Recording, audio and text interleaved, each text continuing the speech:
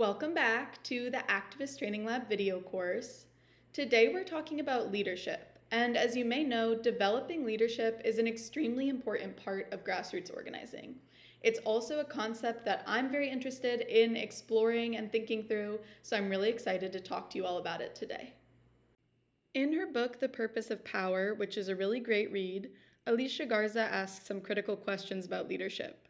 She writes, "A movement must grapple with different forms of leadership that help it accomplish its objectives. When it comes to social change, leadership is often a contested territory. Who gets to be a leader? What does it mean to be a leader? Is leadership something people are born with, or is it a skill that is developed over time? Which forms of leadership best accomplish the goals of the movement while also transforming the way that power operates?" Those are some really awesome questions that, in my opinion, every single organizer should be asking themselves. And what's so tricky, but also so fascinating and so critical about these questions is that there really is no one right answer to any of them. For example, let's just look at Garza's first question. Who gets to be a leader?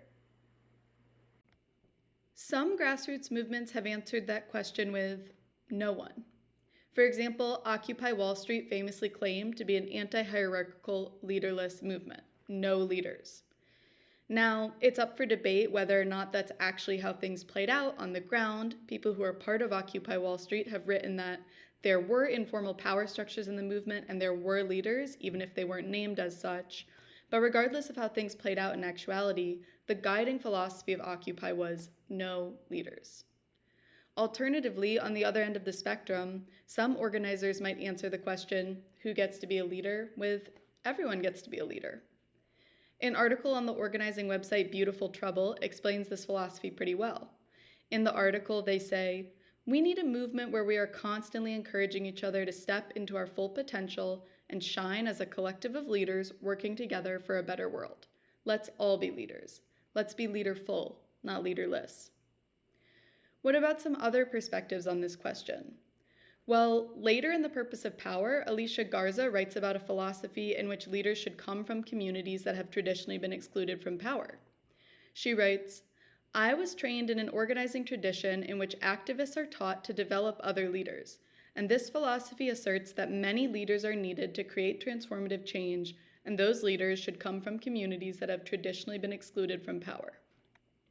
So that's one answer to the question as well. People have traditionally been excluded.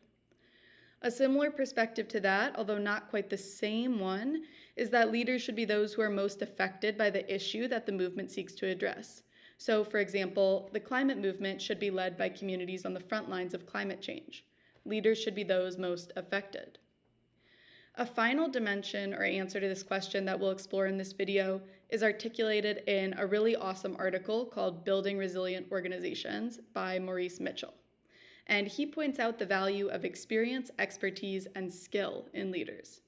He writes in the article, "Social change work requires experience, rigor, and study. It can take years of development to grow into a skillful organizer, strategist, communicator, campaign manager, or facilitator. Although talented people can rapidly develop skills, many capacities only develop over time. For example, judgment, relationship building, emotional maturity, and landscape awareness, including the knowledge of what you don't know, deepen with experience." To be clear, in this article, Maurice Mitchell isn't arguing that this is the only criteria we should take into account when selecting leaders, but he makes a very eloquent point that our movements aren't served well when we ignore the reality that some people are equipped with the skills and experience that make an effective leader, and some people are not equipped with those skills or are not yet equipped with those skills. So you can see why these questions are so complicated. We've only talked about one question, who gets to be a leader, and we've already seen a bunch of different answers. No one, everyone, people who are traditionally excluded from power, people most affected by the issue, people with the skills and experience to be effective leaders, or maybe it's none of those, some combination of those, or maybe it depends on the movement and context. This is all to illustrate my original point that there aren't clear right answers to questions about leadership. Most organizers agree that leadership is essential, but there are a lot of different perspectives on what it is, how it should be distributed, and how it should work and function. And your personal leadership philosophy or the leadership philosophy of the organization or movement you're a part of will deeply impact how you operate and how your organization operates. Your leadership philosophy might be hierarchical and top-down, or it might be anti-hierarchical and horizontal, or it might be somewhere in between the two. For example, just off the top of my head, a democratic and transparent hierarchy in which leadership is accountable to members of the organization. Your leadership philosophy might prioritize centralized leadership, or it might prioritize decentralized and distributed leadership. You might prioritize a leadership structure that allows you to make decisions quickly and nimbly, or one that allows you to make decisions democratically, or again, you might prioritize balancing the two. You might prioritize making sure your leaders are as skilled and effective as possible, or you might prioritize making sure that you can develop as many leaders as quickly as possible, or again, you might be able to balance those two things.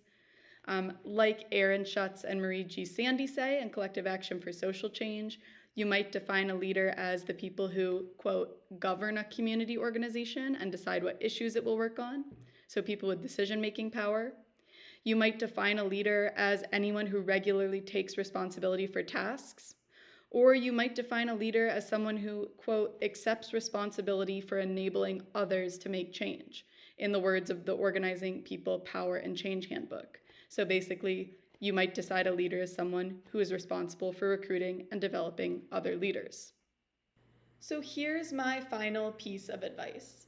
Sit down by yourself and with the other people that you're in a community, organization, or movement with, and ask the tough questions.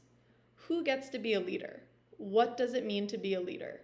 Is leadership something you're born with, or is it a skill that's developed over time?